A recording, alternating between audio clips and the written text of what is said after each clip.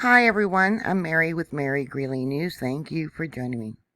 Many of you that follow me know that the United Nations made an announcement that there's going to be food shortages starting within the next 3 months, and that was probably at least a month ago.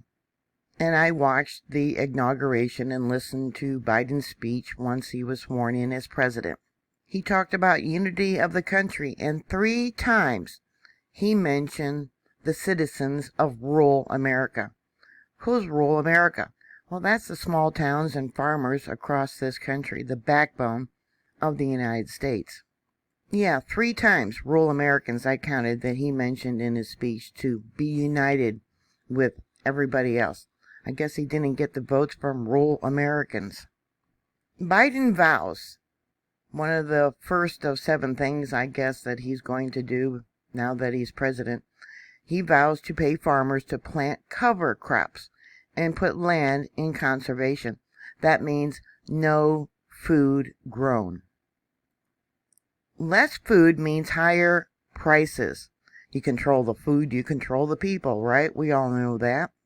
With so many factories, the meat producers, etc., 1 in 5 businesses now being closed down because of the coronavirus.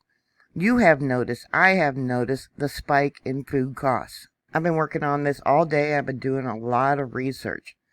Before he was sworn into office, the government said they want to help farmers mitigate climate change by paying them to put their land in conservation and plant cover crops. And he provided some details on his campaign call to offset greenhouse gas emissions from agriculture.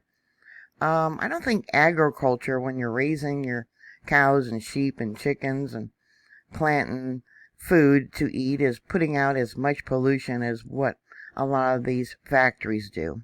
After reading about cover crops for the carbon tax, the pollution of trees that burned up in the California fires because of poor management of our forests end up releasing all that stored carbon back into the atmosphere. Now they want to take food crops out of production. And they pay the farmer $5 to $30 an acre in carbon credit that they have to sell to get the money in cash. It's credit they get. They don't get money. They get carbon credits. Carbon credit the big polluters want to buy so they can go on polluting. So they're getting $5 to $30 an acre. The farmers have to pay for the cost to test their soil before and after each year to earn the carbon tax credit. This testing tells them how much carbon was stored before they planted the cover crop, and after the first year, how much carbon was in the soil before they can earn the credit, which is not money, but it's credit that they have to find someone to buy. Those that buy the carbon credits are the big polluters, so they can give those credits to offset their pollution, and are not fined for not doing their part in cutting back in greenhouse gases. Meat and cows, land taken out of production. Where are we going to get the meat we eat? A Utah farmer, I posted this on Twitter, probably 2 months ago, is using robotic vertical farming to feed their animals for less. Well, if they plant a cover crop that they can't use to feed their cows, where are they going to get the feed for the cows?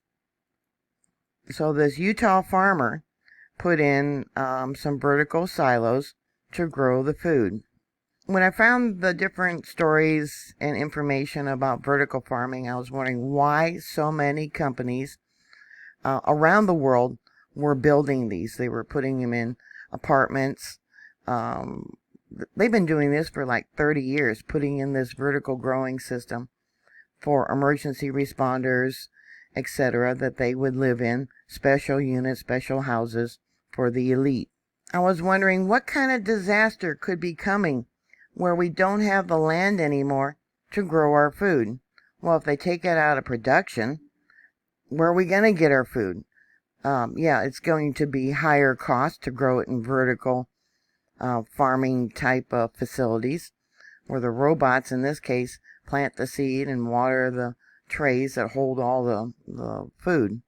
House Agricultural Chairman Colin Peterson says a doubling in size of land idling conservation reserve to wants to put it to a minimum of 50 million acres, would be a straightforward way to achieve climate change goals through a program already popular with farmers. I'm sorry, when they heard what was coming to take their land out of growing crops and put it idle, they were not going for that. From an article that I found, it says as soon as Biden takes office, the USDA should declare climate change as a top priority and reset the narrative. In rural America, remember I told you, Biden mentioned the citizens of rural America by emphasizing the decades-old commitment to stewardship by farmers and forestry owners. In that same article, it said the government will help pay farmers mitigate climate change by paying them to put their land in conservation and plant cover crops.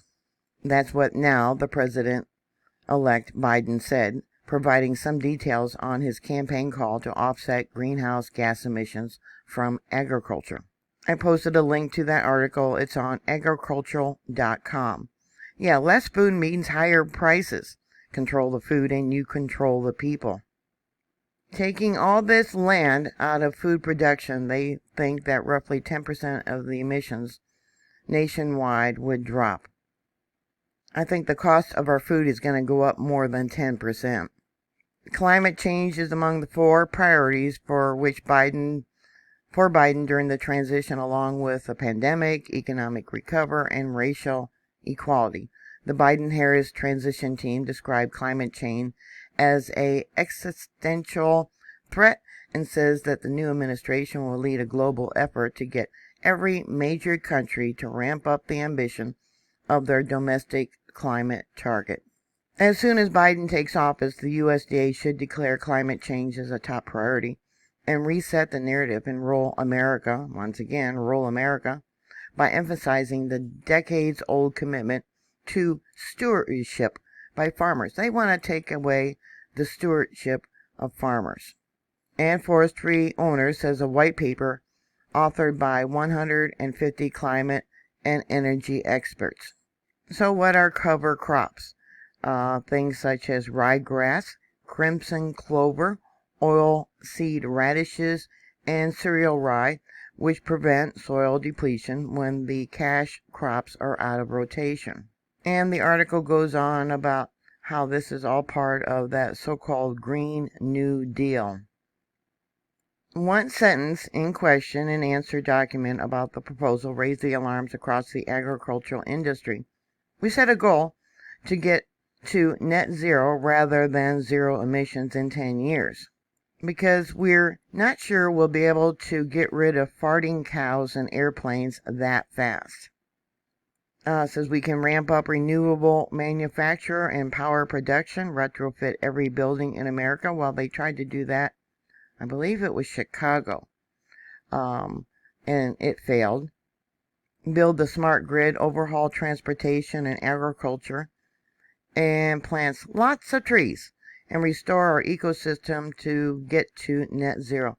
Well, that's fine. Plant the trees, just don't let them burn down. When trees rot on the ground, or if the lumber is burned, that carbon is once again released into the atmosphere. Then there's another article about soil and how the microorganisms in the soil love to eat the carbon. Yeah, if it's a healthy soil and they have the sugars in there for these microorganisms to live on. And this article talks about how U.S. agricultural subsidies degrade land and soil.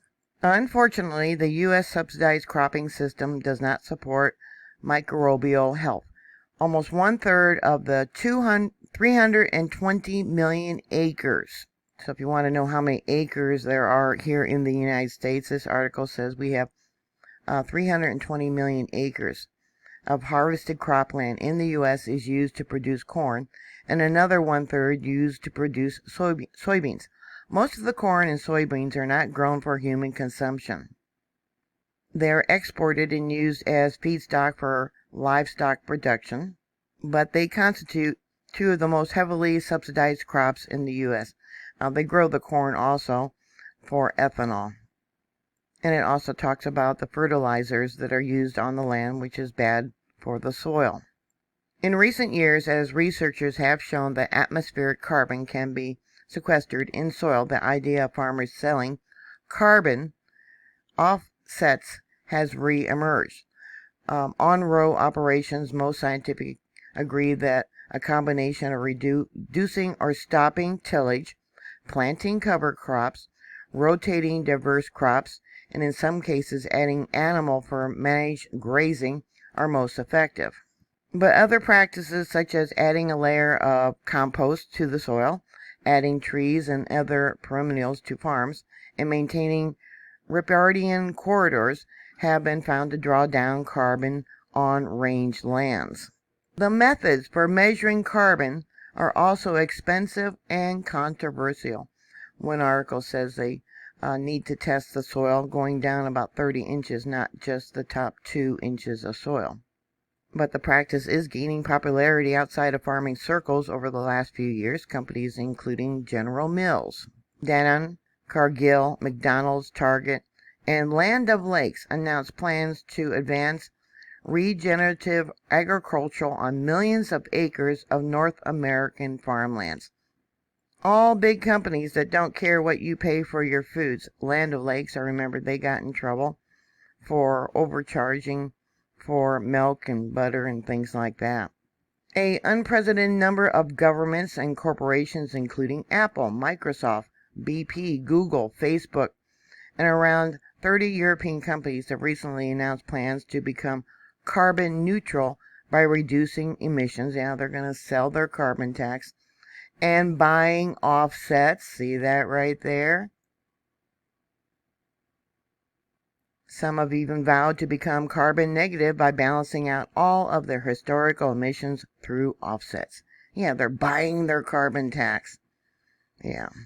Another article I found, it says CIBO, People's Company, partner for carbon credits on farmland.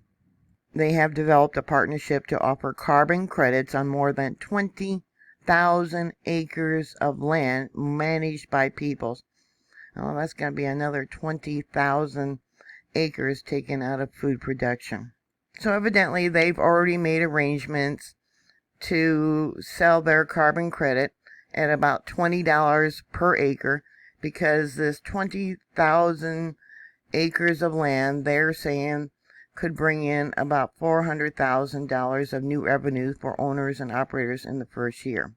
So they tell the farmers they're going to get between $5 and $30 an acre, but here they're only getting $20 per acre. I have to say, digging into this information was God inspired. I first fell upon how much farmland that Bill Gates has bought up. And I was shocked, and I thought, well, what in the world would Bill Gates want with all this farmland? Well, it's money in the bank for a carbon credit. He owns 242,000 acres of farmland.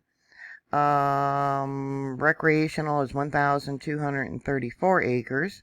And what they call transitional acreage is 25,750 acres. All total, 268,984 acres Bill Gates owns here in the United States. Let me pull it up. So he's got farmland, etc. in Washington, California, Arizona, Idaho, Wyoming, Colorado. He's got 1 acre in New Mexico, probably for a house. Nebraska, he owns 20,588 acres.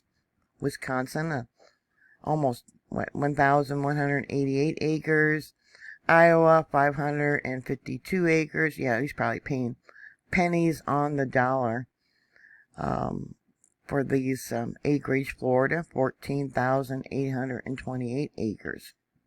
The land report stated that Microsoft co-founder owns farmland across 18 states, with the largest holding being in Louisiana, 69,071 acres, Arkansas, 47,927 acres, Nebraska, 20,588 acres.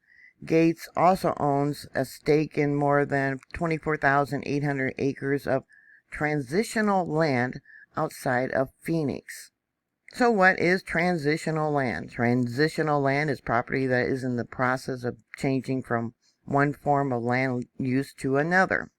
Agricultural land being adopted for recreational use and urban development. I guess Disney World property was transitional land. They took that swamp area. It was all natural habitat for all the wildlife, and they built it into a big theme park. Bill Gates invests in sustainability also extends to investment in impossible meat, which makes meat from plants. Yeah, I have to ask, what else is being added to our food? Is this why cancer is on the rise? I'll give you a link to the article about Bill Gates is one of the largest owners of private farmland in the United States. Yeah, we all know that Bill Gates wants to reduce the population. The article points out that Forbes pointed out in its report on Gates' farmland holdings that he doesn't even make the land report top 100. When it comes to individual owners of land, that list is topped by Liberty Media's John Malone with 2.2 million acres of ranches and forests, Amazon CEO Jeff Bezos making the list at number 25 with 420,000 acres, mainly in West Texas, where he's busy launching spacecraft for Blue Origin. Yeah, they want to get off the planet. One of the things that Trump did before he left the office was to transfer control from the FDA to the USDA, which regulates genetically altered livestock and crops. The Trump administration, in a move sought by the hog industry, pushed through a interdepartmental memorandum before leaving office that allows the USDA to regulate food-bearing GE livestock. FDA Commissioner Stephen Hand publicly objected on Tuesday and said his agency has no intention of abdicating our public health mandate over animal biotechnology. Since the dawn of agricultural biotechnology in the 1990s, the FDA has overseen GE animals, and USDA regulated the GE plants. The Biden administration will make the final decision. A public comment period runs through February 26 on the USDA proposal to set the boundaries of yet-to-be-written regulations governing GE cattle, GE sheep, GE hogs, GE goats, horses, mules, catfish, chickens, turkey, geese, and other domesticated fowl for human consumption. So if you want to know more about vertical farming, you can do a Google search, or here on Wikipedia it talks about it. As of 2020, there was the equivalent of about 74 acres of operational vertical farmlands in the world. I guess if you want safe food, or you want to have food that you can actually afford, maybe you should stock up on grow lights. Yep, the United Nations claimed that within 3 months we're going to see huge food shortages around the world, and they're taking land out of production. I don't know, what are your thoughts? Put your comments down below. Thank you for watching. Please stay safe, and I'll talk to you later. God bless you. Bye.